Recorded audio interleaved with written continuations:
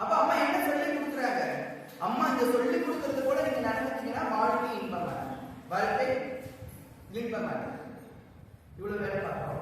நம்ம கால் காத்துக்கு நம்ம ஒரே செமஸ்டர் கால் கேட்குது, நல்லா இருக்குதா? வெடிக்க இருக்குதா? இருக்குதா? இல்ல. முகர கற்பா இருக்குது, கால் வெள்ளையா. புரியுதானே சொல்றது? முகரே கற்பா இருக்குது, கால் வெள்ளையா இருக்குது. இது நிறைய பேர் முகர வெள்ளையா இருக்கு, கால் கேவலமா இருக்கு. இவ்வளவுதாங்க. உனக்கு எனக்கு ஒரு டிஃபரெண்ட் இங்கதான் ஆரம்பிக்குது. நான் என்ன சொல்லி கொடுத்தேன்னா, ஒரு மனுஷனுக்கு உடலில் பிரச்சனை ஆயிடுச்சு, அவனுக்கு உடம்புல பிரச்சனை எது காட்டி கொடுத்துடும்? பாதம் காட்டி கொடுத்துடும், குதிகால் காட்டி கொடுத்துடும், வெடிப்பு ஆரம்பிக்கும், அது ஈரப்பசை இல்லாம இருக்கும், அது ஒரு வறட்சி இருக்கும், அந்த கால்கள் கரடு முரட. அதாவது கடி செருப்பு போட்டு நடக்கிறேன், நான் வந்து நடந்து போறேன், வெறுக்கால நடந்து போறேன், அவங்களுக்கு கூட அது ஒரு கணிதம், அது ஒரு புனிதமான ஒரு பார்வை இருக்கு. ஒரு அது எப்படி சொல்லுவாங்கன்னா ஒரு சைனிங் இருக்கும்.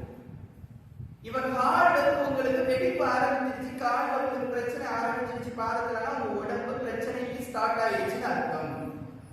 அப்ப அம்மா உங்களுக்கு என்னைக்கோ சொல்லி கொடுத்துருக்கேன், காலை நீங்கள் முதல்ல பாதுகாப்பா பார்த்துக்கோங்க. காலை எப்படி பார்த்துக்க சொல்றேன்? நல்லா தேய்ச்சி குளிங்க, நல்லா ஆரோக்கியமா தேய்ச்சி குளிங்க.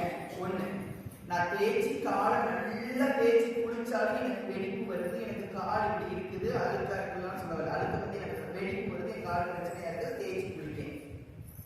அப்ப என்ன பண்ணணும்? உள்ளுக்குள்ள ஸ்டார்ட் ஆயிடுச்சு உடம்பு ஒரு பிரச்சனை அப்படின்னு சொல்லிட்டு தண்ணி அதிகமா குடிக்க ஆரம்பிச்சிடணும். என்னது குடிக்க ஆரம்பிச்சோம்னா, காலையில எழுந்திருக்கணும், எழுந்ததை என்ன பண்ணணும்? ஒரு சில தண்ணி பக்கத்துல ஒரு கிளாஸ் வச்சிருக்கணும், அந்த தண்ணியை எடுத்து வாய் வச்சு குடிக்கணும்.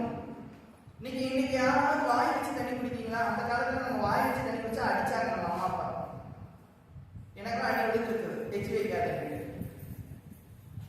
ஆனா இன்னைக்கு வாய் வச்சுதான் தண்ணி குடிக்கணும். வாய் வச்சு எப்படி தண்ணி குடிக்கணும்? வாயில தண்ணி வச்சுட்டு ஒரு மடக்கு வாயில ஊத்திட்டு எப்படி குடிக்கணும்?